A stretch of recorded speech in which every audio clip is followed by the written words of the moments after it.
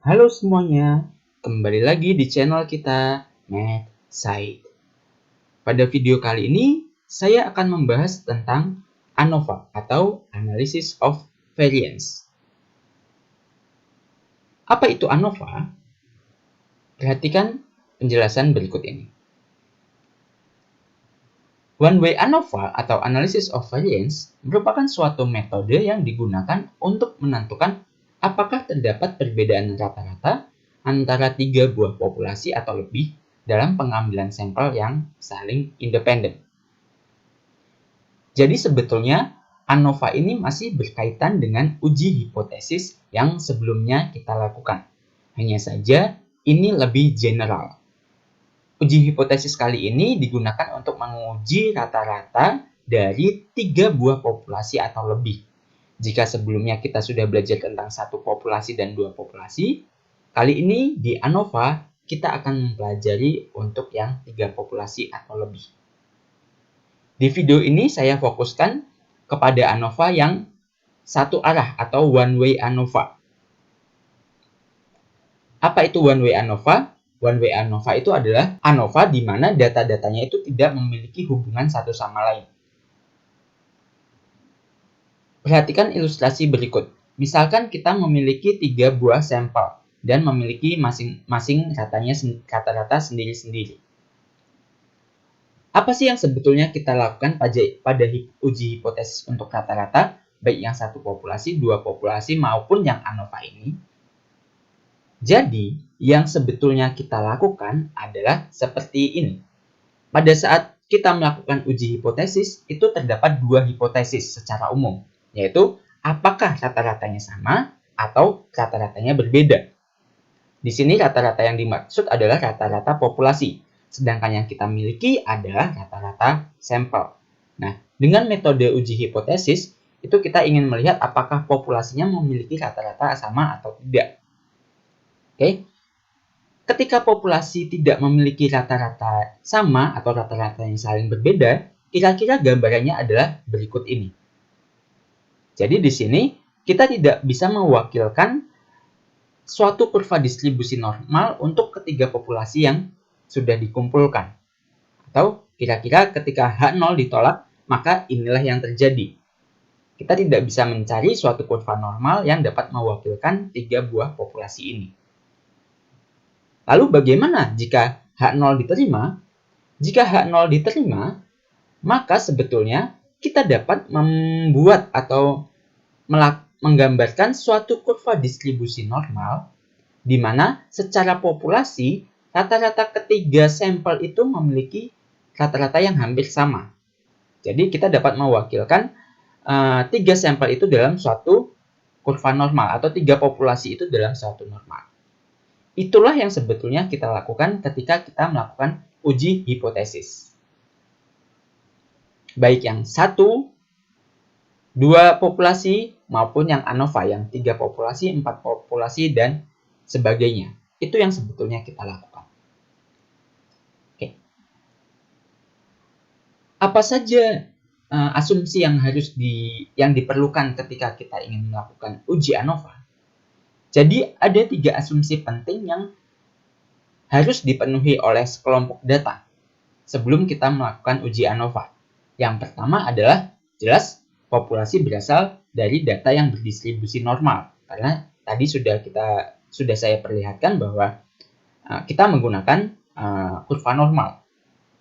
Lalu yang kedua adalah standar deviasi dari populasi tidak diketahui tetapi diasumsikan sama. Jadi kita di sini memiliki asumsi bahwa standar deviasinya sama. Sebetulnya ada uji tersendiri untuk menentukan apakah standar deviasi itu sama atau tidak. Tetapi dalam hal ini, dalam uji one-way ANOVA, kita selalu mengasumsikan bahwa standar deviasi dari populasinya itu sama. Lalu yang ketiga, sampel yang diambil saling independen. Ini yang sudah saya sebutkan sebelumnya bahwa sampelnya itu tidak ada hubungan satu sama lain. Boleh dikata misalnya kalian ingin mengumpulkan data dari bank A dan bank B dan bank C, maka nasabah di bank A itu tidak boleh menjadi nasabah di bank B. Begitu juga di bank C. Jadi hanya salah satu bank saja. Kira-kira seperti itu. Nah, untuk melakukan uji ANOVA itu kita menggunakan distribusi F. Jadi distribusi F itu sebetulnya mirip dengan distribusi normal, hanya dia sedikit spesial. Jadi spesialnya di sini distribusi F itu memiliki dua derajat kebebasan, C-1 dan NT-C. Di sini C merupakan banyaknya kelompok dan NT itu adalah total sampel secara keseluruhan. Kurva dari distribusi F adalah sebagai berikut. Jadi, di sini kita dapat melihat bahwa yang diarsir itu hanya yang di sebelah kanan saja. Otomatis karena yang di sebelah kanan saja, maka ini adalah nilai alfanya. Oke, jadi tidak ada yang dibagi dua. Jadi semuanya itu ada di sebelah kanan. Dan kita sudah tahu bahwa batas antara daerah bersih dan daerah kotor itu kita sebut dengan F tabel. Oke. Nah, dari sini sebetulnya kita sudah dapat menyimpulkan bahwa nanti ketika kita melakukan uji ANOVA, maka kita akan melakukan atau menentukan statistik hitung. Dan jika statistik hitung kita lebih dari F tabel, maka H0 ditolak. Karena otomatis karena lebih besar, otomatis nanti statistik hitung kita ada di sekitar sini, ada di daerah kotor. Dan daerah kotor itu daerah di mana H0 ditolak.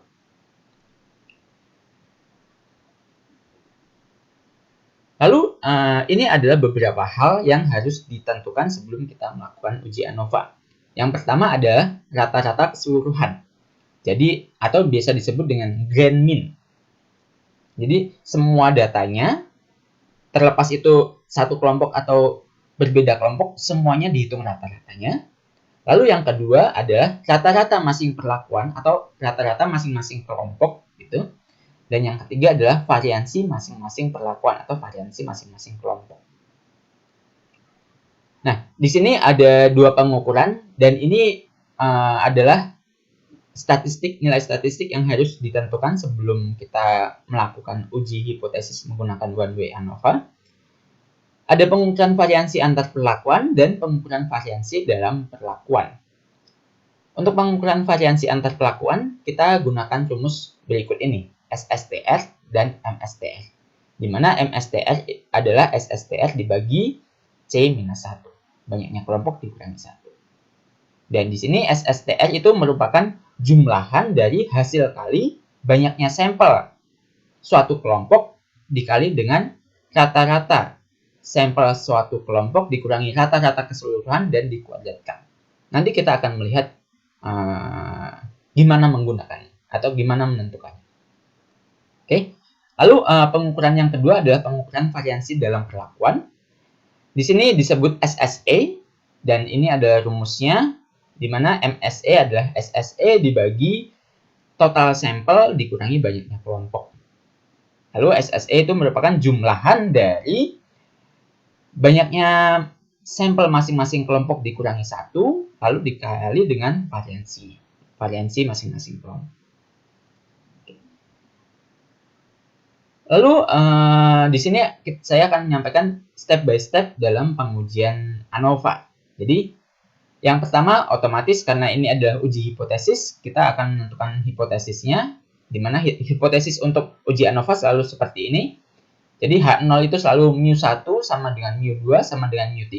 Kalau misalnya nanti ada 10 kelompok ya sama dengan titik-titik sampai 10 kelompok. Lalu HA-nya terdapat rata-rata yang tidak sama. Oke. Lalu yang kedua tingkat signifikasinya ya ini tergantung 1%, 5% atau 10% tergantung soal dan tergantung peneliti. Lalu yang ketiga adalah statistik tabel, di mana statistik tabel F tabel sama dengan F dari alfa. Alfa adalah tingkat signifikasi dengan dua derajat kebebasan, yaitu banyaknya kelompok dikurangi 1 dan banyaknya total sampel dikurangi banyaknya kelompok. Dan ini tidak boleh terbalik ya. Lalu yang keempat kita akan menentukan statistik hitung dan ini merupakan langkah yang cukup panjang. Jadi yang pertama kita harus menentukan SSTR, lalu menentukan MSTR, lalu yang ketiga menentukan SSE, keempat menentukan MSE, dan yang kelima, kita menghitung atau menentukan statistik hitung di mana F hitung sama dengan MSTR dibagi MSE. Lalu selanjutnya, langkah terakhir kita menarik kesimpulan. H0 ditolak jika F hitung lebih dari F tabel. Seperti yang tadi sudah saya sebutkan ketika saya menjelaskan distribusi F. Oke. Nah, untuk lebih jelasnya, mari kita langsung saja lihat contoh soal bagaimana mengerjakan soal yang berkaitan dengan uji ANOVA.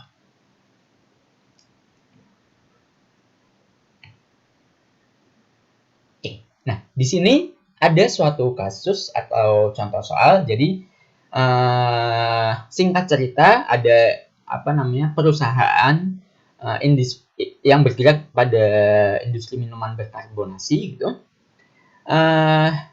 Dia ingin menentukan apakah kadar atau jumlah karbon dioksida dan asam karbonat dalam ketiga settingan tekanan ini. Jadi masing-masing botol itu memiliki tekanan masing-masing, ada tekanan rendah, tekanan medium, dan tekanan tinggi.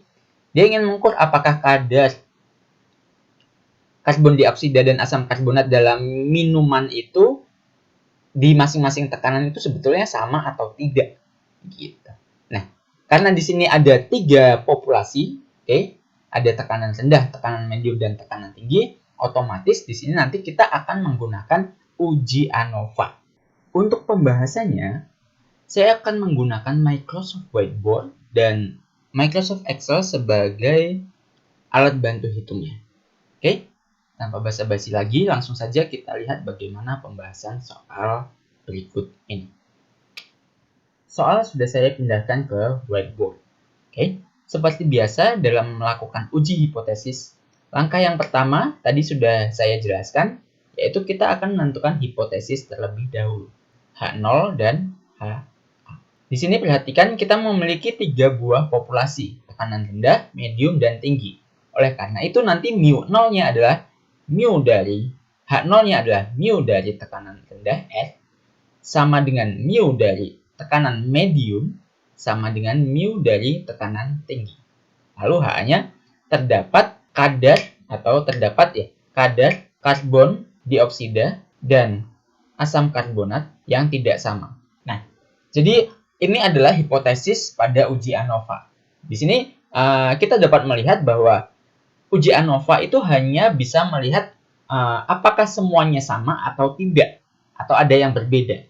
Oke. Nah, jika ada yang berbeda atau dalam hal ini jika HA-nya diterima, maka kita harus melakukan analisis lebih lanjut. Kita ingin tahu manakah yang tidak sama, apakah rendah dengan medium atau medium dengan tinggi atau rendah dengan tinggi. Oke. Dan itu kita membutuhkan uji hipotesis 2 populasi. Oke. Jadi kekurangan uji ANOVA itu kita tidak bisa tahu mana yang tidak sama. Oke, tetapi kelebihannya dengan 1 kali pengujian kita bisa tahu nih mana sih apakah semuanya sama apa enggak gitu. Kira-kira seperti itu. Sebetulnya uji hipotesis ini itu sebetulnya kita bisa menggunakan uji hipotesis 2 populasi. Jadi kalian melakukan pengujian hipotesis untuk rendah dengan medium, itu uji hipotesis yang pertama. Lalu medium dengan tinggi, uji hipotesis kedua. Lalu rendah dengan tinggi, itu uji hipotesis ketiga.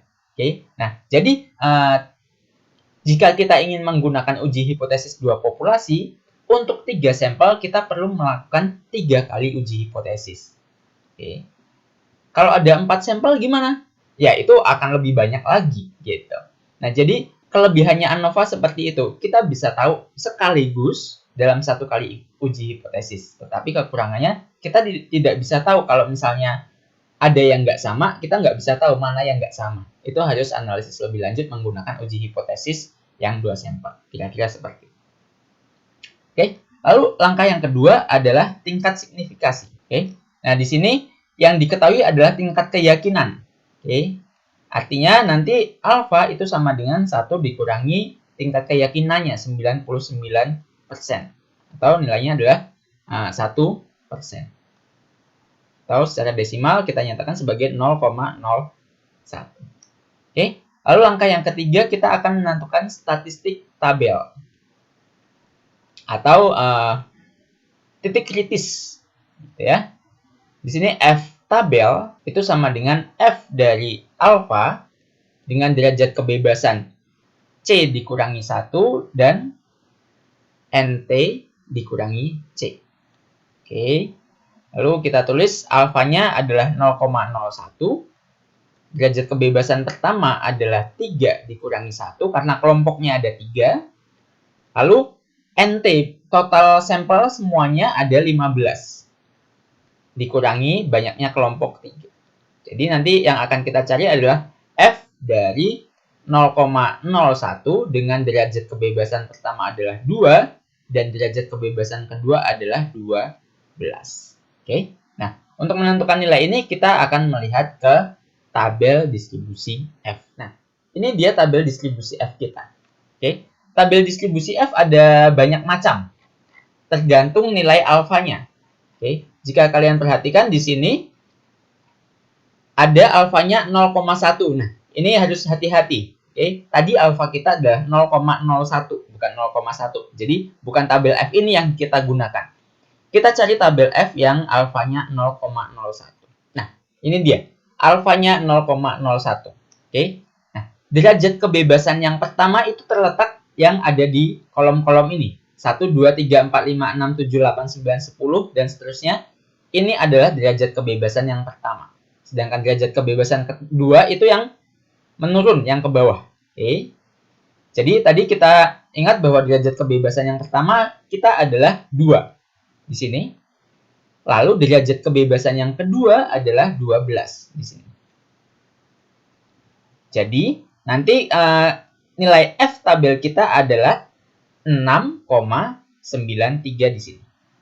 Oke, tempat titik temu antara 2 dengan 12. Karena itu kita kembali lagi ke Microsoft Whiteboard.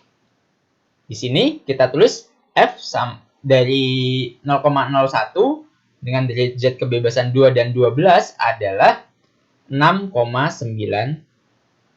Seperti itu.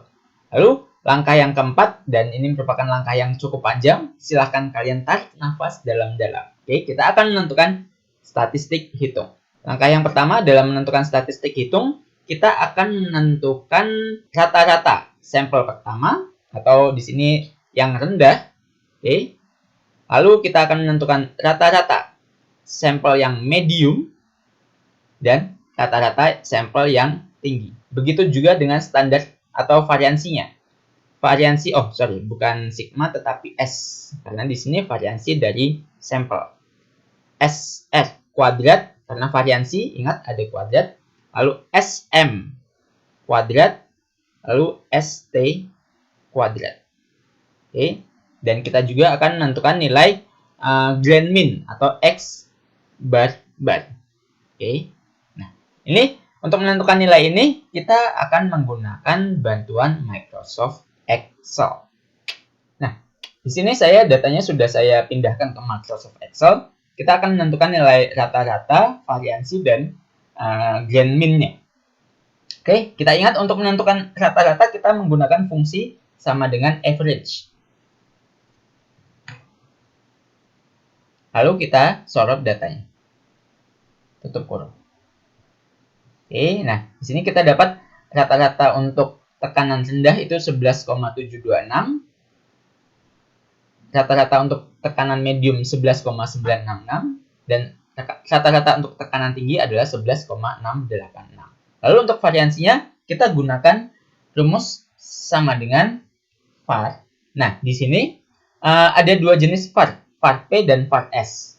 Var P itu untuk populasi, sedangkan var S itu adalah untuk sampel. Oke, ingat bahwa di sini yang kita kumpulkan adalah data dari sampel, maka kita akan menggunakan var S. Oke, lalu kita sorot datanya. Dan diperoleh nilai 0,10 sekian. Kita sorot saja. Nah, ini adalah variansi masing-masing kelompok. Oke, lalu selanjutnya kita menentukan grand min. Oke. Untuk grand min bukan sama dengan grand average, bukan ya, tetapi sama dengan tetap average. Tapi yang disorot adalah semua datanya. Seperti ini. Lalu enter. Nanti kita dapat grand min-nya adalah sekian. Oke, nah dari sini kita dapat sudah dapat rata-rata masing-masing kelompok, variansi masing-masing kelompok, dan grand mean masing-masing kelompok. Dan ini siap kita pindahkan ke Microsoft Whiteboard kita. Nah, ini dia apa yang sudah kita peroleh tadi pada perhitungan menggunakan Microsoft Excel. Di sini sudah saya tuliskan langsung masing-masing rata-rata dan masing-masing variansi serta grand mean-nya. Oke, nah lalu setelah kita mendapatkan semua informasi ini, kita siap menentukan atau melakukan tahap-tahap menentukan statistik hitung. Dan ini cukup panjang. Jadi langkah yang pertama kita akan menentukan nilai SSTR. Sederhananya nilai SSTR itu adalah banyaknya sampel dikali dengan selisih antara rata-rata sampel dikurangi rata-rata grand mean-nya lalu dikuadratkan. Jadi nanti nilai SSTR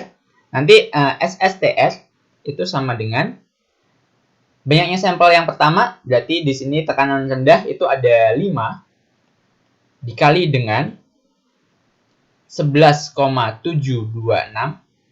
Ini rata-rata sampel yang tekanan rendah dikurangi rata-rata grand mean-nya 11,792 lalu dikuadratkan. Ditambah 5 dikali 11,966 dikurangi 11,792 lalu dikuadratkan. Lalu ditambah yang terakhir 5 dikali 11, berapa itu? 686 dikurangi 11,792 lalu dikuadratkan. Nah, di sini kita akan meminta bantuan Microsoft Excel. Oke. Nah, sementara ditulis dulu. Selanjutnya kita nanti akan menentukan nilai MSTR. Rumus MSTR adalah SSTR dibagi dengan C dikurangi 1. Artinya nanti SSTR dikurangi C-nya ada 3 dikurangi 1. Atau bisa ditulis dengan SSTR dibagi 2. Nah, untuk nilainya kita kosongkan terlebih dahulu. Kita minta bantuan Microsoft Excel nanti. Lalu langkah yang ketiga nilai SSE. Oke. Nah, di sini nilai SSE dapat ditentukan dengan rumus sama dengan hasil kali antara banyaknya sampel dikurangi 1. Berarti ini untuk yang kelompok yang pertama, karena banyaknya sampel 5 dikurangi 1, oke, lalu dikali dengan variansinya. Variansinya di sini variansi yang pertama adalah 0,108. Lalu ditambah dengan 5 dikurangi 1 lalu dikali dengan variansinya 0,003. Dan yang terakhir ditambah 5 dikurangi 1 lalu dikali dengan 0,015. Atau kita bisa sederhanakan dahulu 5 kurang 1 itu adalah 4 dikali 0,108 ditambah 4 dikali 0,003 lalu ditambah 4 dikali 0,015. Nah, nanti kita kosongkan dulu, kita nanti akan minta bantuan Microsoft Excel. Lalu nilai yang keempat kita akan menentukan nilai MSE. Di mana nilai MSE itu sama dengan SSE dibagi dengan NT dikurangi C. Atau SSE dibagi dengan NT-nya tadi ada 2, bukan maksudnya 15, total semuanya, dikurangi banyaknya kelompok 3. Atau sama dengan SSE dibagi 12. Sementara dikosongkan dulu. Oke. Nah, lalu langkah yang terakhir, kita akan menentukan nilai F hitungnya atau statistik hitung. Jadi F hit itu nanti adalah MSTR dibagi dengan MSE. Ya. Kita kosongkan dulu. Oke. Jadi langkah-langkah perhitungan ANOVA memang cukup panjang dan menyakitkan. Ya, tapi itulah yang harus ditempuh. Tapi bersyukurnya kita memiliki Microsoft Excel, jadi ya paling enggak perhitungannya akan jauh lebih mudah gitu ya. Kita langsung saja pindah ke Microsoft Excel. Atau mungkin di sini nanti saya akan coba bagi 2 layer. Oke. Nah, di sini saya sudah membagi layer menjadi 2, yang sebelah kiri whiteboard kita dan yang sebelah kanan Microsoft Excel kita. Oke. Lalu pertama kita akan menentukan nilai SSTR. Di sini nilai SSTR itu sama dengan 5. Oke, banyaknya sampel berarti nanti sama dengan 5 dikali buka kurung rata-rata sampel di sini dikurangi dengan grand min-nya, ditutup kurung, dikuadratkan. Ini dia. Ini hasil dari yang tekanan rendah ya. Oke. Lalu nanti kita jumlahkan saja semua. Jadi ini mungkin lebih mudah, saya tentukan masing-masing dulu lalu nanti dijumlahkan. Oke. Yang sebelahnya juga sama, berarti nanti ini sama dengan 5 dikali buka kurung rata-rata sampel dikurangi grand min, tutup kurung, dikuadratkan. Yang terakhir sama dengan 5 dikali rata-rata buka kurung rata-rata sampel dikurangi grand min dikuadratkan. Nah, di sini perlu dicatat 5 itu kebetulan 5 semua ya, karena di sini banyaknya sampel semuanya ada 5. Kalau nanti ada salah satu kelompok yang banyaknya sampel 4 ya 5-nya diganti 4 gitu ya. Nah, oke. Lalu nilai akhir dari SSTS kita tinggal menjumlahkan semuanya. Jadi sama dengan sum dari ini sampai sini. Jadi nilai SSTS kita yang kita peroleh adalah 0,229. Oke. Lalu untuk MSTR-nya, jadi di sini nanti kita bisa tuliskan di sini adalah nilainya 0,23. Ini dengan pembulatan ya. Berarti nanti MSTR-nya adalah 0,23 dibagi dengan 2. Nah, kalau kalian bisa menghitung langsung ya langsung dihitung saja. Di sini nanti hasilnya adalah 0,115 gitu. Lalu selanjutnya kita akan menentukan nilai MS atau bukan MS ya, maksud saya SST. Hampir mirip dengan SSTS, cuma di sini yang kita gunakan adalah variansi. Oke. Jadi di sini sama dengan karena di sini 4, kalian perhatikan berarti nanti sama dengan 4 dikali dengan variansinya. Di sini juga sama dengan 4 dikali dengan variansinya. Yang tekanan tinggi juga sama dengan 4 dikali variansinya. Lalu hasil akhirnya kita tinggal menjumlahkan semuanya sama dengan ini tulisan yang saya sangat cintai adalah Banscript karena menurut saya tulisan ini bagus. Oke, jadi cuma intermezzo aja ya. Jadi ini untuk menentukan jumlah SSE ya sama dengan sum dijumlahkan aja dari sini sampai sini. Jadi hasilnya 0,5 spesifiknya 0,506. Jadi 0,51 lah, oke. Jadi di sini nanti nilainya adalah 0,51. Oke, nah nanti di sini MSE sama dengan 0,51 dibagi 12. Nah, kita minta bantuan Excel lagi. Jadi nanti ini hasilnya adalah sama dengan ini dibagi 12. Oke, nah kita nanti akan dapat angka 0,042. Lalu MST. Lalu selanjutnya F hitungnya MSTR dibagi MSE. Berarti di sini MSTR-nya adalah 0,115 dibagi dengan 0,042. Oke. Kita minta bantuan sekali lagi, minta bantuan Excel, the one and only Excel. Berarti nanti ini sama dengan di sini mungkin ya gitu aja. Di sini saya tuliskan dulu ya. Ini adalah sama dengan ini dibagi 2. Ini untuk yang MSTR. Oke. Nah, ini dia yang atas itu MSTS dan yang bawah MSE. Sehingga nanti F hitung kita diganti dulu supaya cantik. F hitung kita sama dengan yang atas dibagi yang bawah. Kita nanti akan dapat nilai F hitung kita adalah 2,72. Sebentar kita ganti tulisannya biar cantik. 2,721. Sehingga nanti di sini nilainya adalah 2,721. Nah, kalau sudah, kita tinggal membandingkan dengan F tabel kita tadi. Tahap terakhir yaitu tahap kesimpulan. Kita lihat, kita bandingkan. Karena F hitung kita tadi adalah 2,721. Nah, ini itu lebih kecil dari 6, berapa tadi? F tabel kita yang kita peroleh 6,93. 6,93. Oke, karena F hitung lebih kecil dari F tabel, ini kan F tabel, maka H0 diterima. Oke, akibatnya kita dapat mengambil kesimpulan bahwa secara rata-rata populasinya, kadar karbon dioksida dan asam asam nitrat ya kalau nggak salah. Semoga saya nggak salah, asam nitrat di ketiga tekanan tersebut adalah sama. Seperti itu. Nah, itu merupakan pengujian ANOVA, memang cukup panjang ya. Jadi kita harus menentukan uji hipotesis. Sebenarnya langkah 1, 2, 3 yang nggak terlalu ribet, yang agak panjang itu langkah keempat.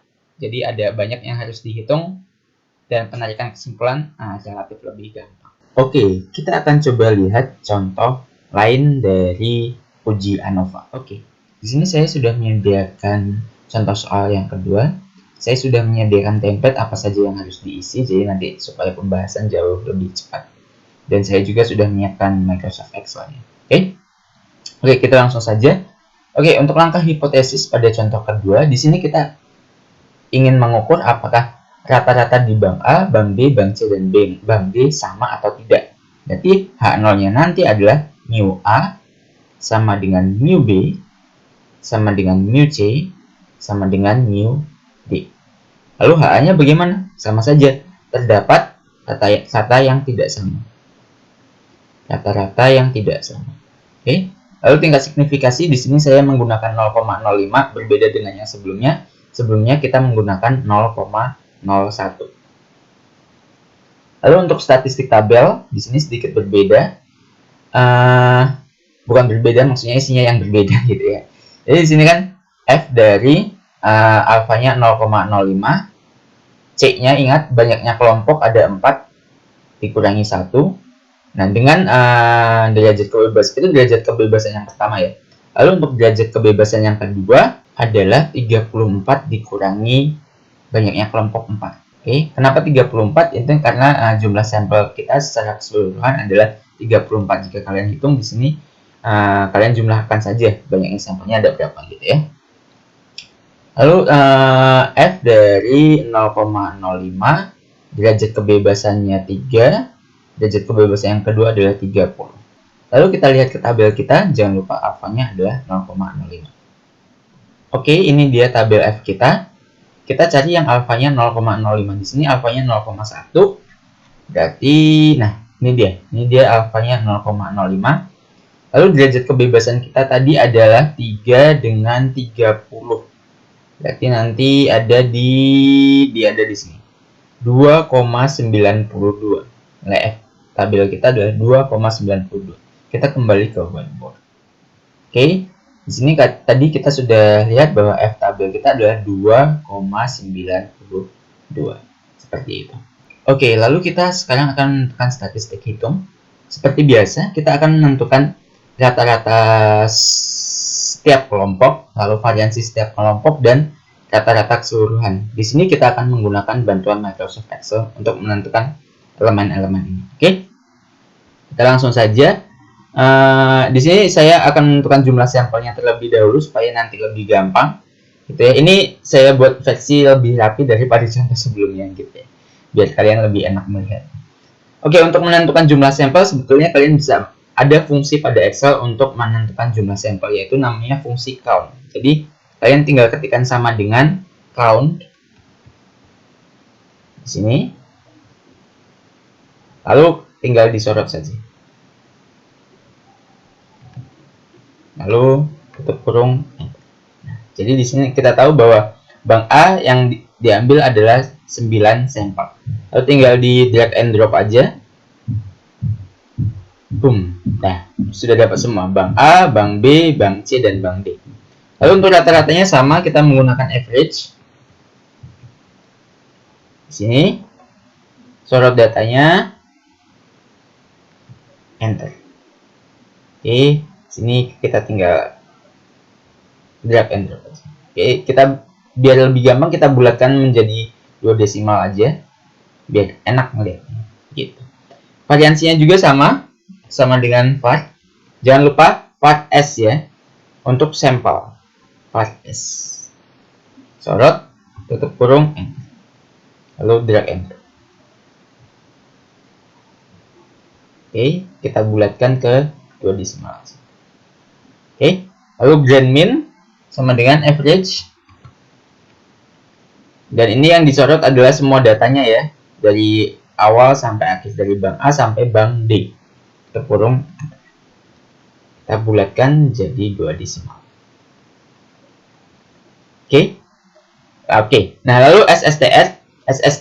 Oke. Oh, sebelum kita lanjut ke SSTS, kita isikan dulu ya di sini. X bar A adalah 17,89.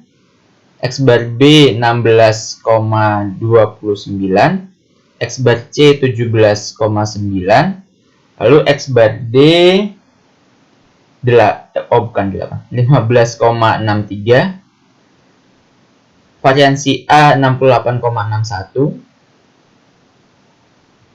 variansi B 72,24, variansi C 71,66, variansi D 58,27.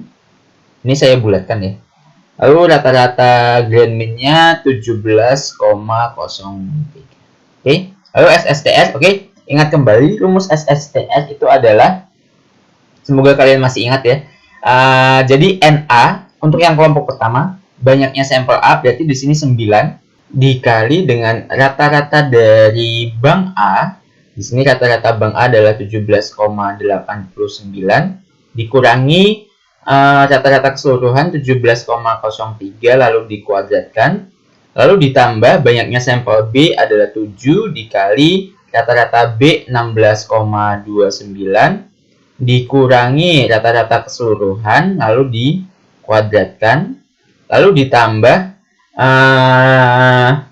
banyaknya sampel bank C itu ada 10 dikali dengan rata-rata C 17,9 dikurangi 17,03 dikuadratkan, lalu ditambah yang terakhir bank D sampelnya ada 8 dikali rata-ratanya 15,63 lalu dikurangi rata-rata keseluruhan dikuadratkan. Oke. Nah, di sini kita kosongkan terlebih dahulu, nanti kita akan minta bantuan Excel gitu ya, supaya lebih cepat. Lalu selanjutnya kita akan menentukan nilai MSTS. Rumus MSTS itu sama dengan SSTS dibagi dengan banyaknya kelompok C dikurangi 1. Sebaiknya nanti SSTS dibagi dengan 4 dikurangi 1. Sama dengan SSTS dibagi 3. Oke. Nah, setelah ini kosongkan dulu nilainya, nanti kita pakai Excel aja. Lalu selanjutnya kita akan menentukan nilai SSE. Oke. Nah, di sini SSE kalau kalian masih ingat rumusnya, SSE itu sama dengan banyaknya sampel dikurangi 1. Artinya nanti 9 dikurangi 1 lalu dikali dengan variansi si A ya. Variansi A itu 68,61 lalu ditambah banyaknya sampel B 7 dikurangi 1 dikali variansinya 72,24 lalu ditambah banyaknya sampel si C itu 10 dikurangi 1 lalu dikali variansinya C 71,66 lalu ditambah si D, banyaknya sampel D itu 8 dikurangi 1 lalu dikali variansinya D 58,27. Nah, di sini kita kosongkan terlebih dahulu. Lalu yang terakhir adalah nilai bukan yang terakhir, maksudnya dua terakhir, nilai MSE. Oke. Untuk nilai MSE biasa MSE sama dengan SSE dibagi dengan NT dikurangi C. Oke, berarti nanti ini SSE dikurangi NT-nya itu 34 dikurangi 4. Oke, jadi nanti ini sama dengan SSE dibagi 30. Seperti itu. Ini kita kosongkan terlebih dahulu. Oke, lalu yang terakhir adalah Yang terakhir adalah F hitung. F atau statistik hitung ya. F hitung kita sama dengan MSTS dibagi dengan MSE. Nah, ini tinggal ditentukan aja. Oke. Nah, jadi sekarang kita pindah ke Microsoft Excel-nya ya. Oke, untuk SSTS berarti tadi kan kita lihat ke atas SSTS, mana bagian SSTS. Nah, ini dia. Jadi ini sama dengan banyaknya sampel, bisa diketikkan 9 atau diklik ini di jumlah sampel sini. Lalu dikali sama rata-ratanya dikurangi grand mean. Lalu ditutup kurung lalu dipangkatkan 2. Oke. Nah, di sini nanti kan biar cepet kan kita drag and drop. Nah, biar rata grand mean-nya itu nggak berubah, itu kita kasih tanda dolar atau tekan tombol F4, kita kunci. Bahasa komputernya dikunci, jadi ditambahkan tanda dolar di situ. Oke, lalu kita tekan enter. Lalu tinggal disorot. Set. Nah, lalu dapatlah nilai segini. Oke, nah di sini kalau kalian perhatikan grand mean-nya nggak berubah, tetap di B15. Biasanya kalau disorot, kalau nggak dikunci itu nanti dia akan berubah. Kalau misalnya digeser ke kiri ya nanti bakal gerak kiri. Oke, itu SSTS. Lalu ini baru masing-masing ya, belum kita jumlahkan. Lalu untuk menentukan jumlah dari SSTS di sini sama dengan sum dari semuanya ini. 33,88 seperti itu. Lalu MSTS, oh ya, berarti di sini nanti SSTS-nya kita lengkapi 33,88. Lalu di sini MSTS nanti 33,88 dibagi dengan 3. Oke, jadi nanti di Excel-nya kita ketikkan sama dengan hasilnya ini dibagi dengan 3. Kita buat jadi dua angka di belakang koma, berarti 11,29. 11,29. Oke, itu nilai MSTS. Lalu untuk SSE biasa sama kayak tadi, berarti nanti ini sama dengan buka kurung SSE kan jumlah sampel dikurangi 1. Berarti jumlah sampel dikurangi 1, tutup kurung, lalu dikalikan dengan variansinya. Lalu enter. Ini nggak dikunci ya, karena nanti kita akan bergerak juga kan, karena variansinya berubah sesuai dengan kelompok yang mana yang akan ditentukan. Ini kita drag and drop aja, gitu. Kita buat jadi 2 angka di belakang koma aja. Oke, good. Terus kita tentukan jumlahnya. Sama dengan sum sorot. Kita ganti warna dulu. Oke, good. Oke, berarti 2035 hasilnya 2035,09. Itu nilai SSE kita. Lalu untuk MSE hasilnya tadi dibagi 30. Berarti nanti ini sama dengan hasilnya ini dibagi dengan 30. Enter. Nah, kita dapat nilai 67,84. Oke, 67,84. Kita buat jadi 2 desimal aja. Oke, nah, good. Oke, nah selanjutnya kita akan menentukan yang terakhir, kita akan menentukan F hitung. Oke, F hitung adalah MSTS dibagi MSE. Oke, MSTS kita tadi dapat MSTS 11,29. Jadi ini nanti 11,29 dibagi dengan MSE-nya 67,84. Oke, kita pakai Excel aja. Sama dengan MSTS ini dibagi dengan MSE. Lalu enter. Kita dapat nilai 0,166. Gitu ya. Oke, good. Oke, karena kita nggak butuh Excel lagi, kita perluas aja whiteboard-nya. Nah, yaudah, kalau udah dapat kayak gini, kita tinggal membandingkan sama F tabel gitu kan ya, seperti biasanya. Langkah yang terakhir, langkah yang kelima, kesimpulan. Oke, karena F hitung kita sama dengan 0,166. Oke, jika dibandingkan sama F tabel, tadi F tabel kita nilainya berapa ya? Saya agak lupa. 2,92. Oke, 2,92. Ini lebih kecil ya. Lebih kecil dari 2,92, maka H0 diterima. Oke, karena ingat kalau F hitung lebih kecil daripada F tabel, ini kan nilai F tabel ya. Oke, ini adalah F tabel, maka H0 diterima. Selalu seperti itu untuk ANOVA. Oke, jadi kesimpulannya sehingga dapat disimpulkan bahwa jadi rata-rata waktu tunggu keempat bank tersebut adalah sama. Seperti itu. Nah, oke. Seperti itu tentang uji ANOVA kita sudah membahas cukup banyak, sampai 2 soal di video ini.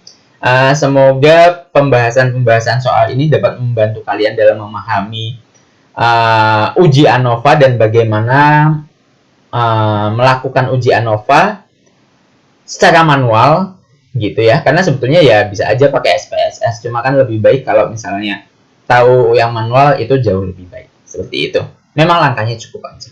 Oke, terima kasih sudah menyaksikan video saya. Semoga video ini bermanfaat bagi kalian yang sedang belajar tentang ANOVA. Sampai jumpa di video saya selanjutnya. Terima kasih semuanya, bye guys.